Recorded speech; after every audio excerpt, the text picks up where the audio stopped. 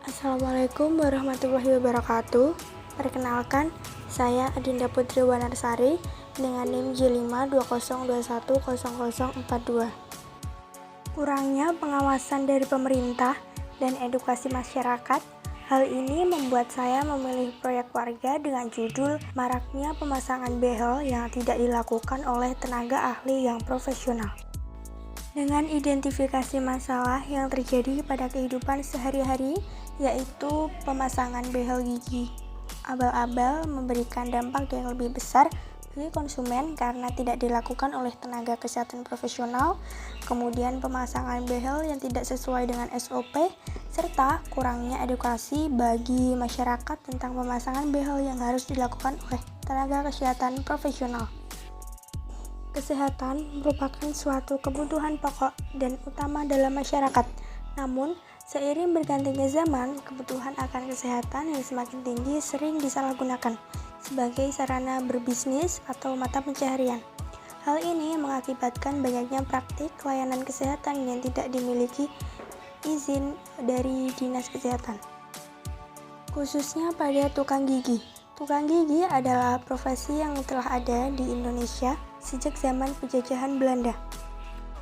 Pada putusan Mahkamah Konstitusi Nomor 40 PUU 10/2012 tentang pekerjaan tukang gigi dikatakan bahwa praktik tukang gigi dikategorikan sebagai pengobatan tradisional.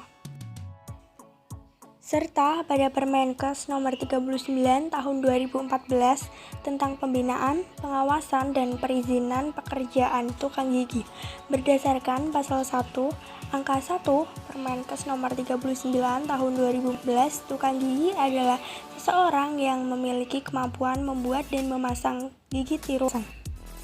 Selain itu, tukang gigi boleh melakukan pekerjaannya jika tidak membahayakan kesehatan, tidak menyebabkan kesakitan, kematian, tidak bertentangan dengan upaya peningkatan derajat kesehatan masyarakat, dan tidak bertentangan dengan norma dan nilai yang hidup dalam masyarakat. Menurut Pasal 2 Ayat 1, semua tukang gigi yang menjalankan pekerjaan tukang gigi wajib mendaftarkan diri kepada pemerintah daerah kabupaten atau kota atau Dinas Kesehatan Kabupaten atau untuk mendapatkan izin tukang gigi. Menurut Pasal 2 Ayat 3, izin tukang gigi tersebut berlaku selama 2 tahun dan dapat diperpanjang selama memiliki persyaratan. Menurut Pasal 5 Ayat 1, pekerjaan tukang gigi hanya dapat dilakukan apabila tidak membahayakan kesehatan, tidak menyebabkan kesakitan dan kematian, aman, tidak bertentangan dengan upaya peningkatan derajat kesehatan masyarakat, dan tidak bertentangan dengan norma dan nilai yang hidup dalam masyarakat. Menurut Pasal 6 Ayat 2, pekerjaan tukang gigi hanya berupa membuat gigi tiruan lepasan sebagai dan atau penuh yang terbuat dari bahan heat curing akrilik yang memenuhi ketentuan persyaratan kesehatan dan memasang gigi tiruan lepasan sebagian dan atau penuh yang terbuat dari bahan heat curing akrilik dengan tidak menutupi sisa akar gigi. Menurut Pasal 9, tukang gigi dilarang melakukan pekerjaan selain kewenangan yang diatur dalam Pasal 6 Ayat 2, mewakilkan pekerjaan kepada orang lain, melakukan promosi yang mencantumkan pekerjaan selain yang diatur pada Pasal 6 Ayat 2, dan melakukan pekerjaan secara berpindah-pindah. Menurut UU Perlindungan Konsumen Pasal 4, konsumen memiliki hak-hak sebagai berikut. Hak atas kenyamanan, keamanan, dan keselamatan dalam mengkonsumsi barang dan jasa, hak untuk memilih barang dan jasa, serta mendapatkan barang dan jasa tersebut sesuai dengan nilai tukar dan kondisi serta jaminan yang dijanjikan, hak atas informasi yang benar, jelas, dan jujur mengenai kondisi dan jaminan barang dan jasa, hak untuk didengar pendapat dan keluhan atas barang dan jasa yang digunakan, hak untuk mendapatkan advokasi, perlindungan, dan upaya penyelesaian sengketa perlindungan konsumen secara patut, hak untuk mendapatkan pembinaan dan pendidikan konsumen, hak untuk diperlakukan atau dilayani secara benar dan jujur serta tidak diskriminatif, dan hak untuk mendapatkan kompensasi, ganti rugi, atau pergantian, Apabila barang atau jasa yang diterima tidak sesuai dengan perjanjian dan atau sebagaimana semestinya. Saya tekankan kembali bahwa tukang gigi hanya memiliki kewenangan untuk membuat dan memasang gigi tiruan lepasan. Namun, banyak dari masyarakat tetap memasangkan behel pada tukang gigi dengan alasan tarif yang murah.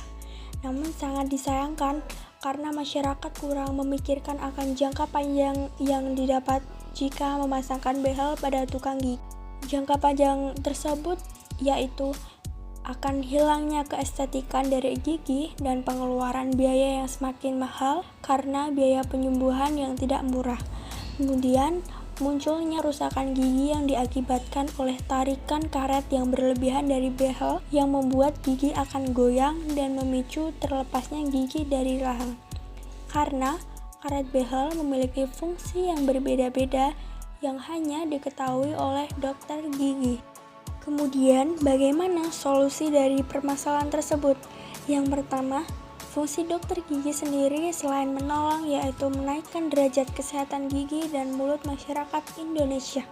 Maka, hal yang paling efektif dilakukan yaitu dengan mengedukasi kesehatan pada masyarakat dengan mengharapkan bertambahnya pemahaman serta perubahan perilaku yang diharapkan.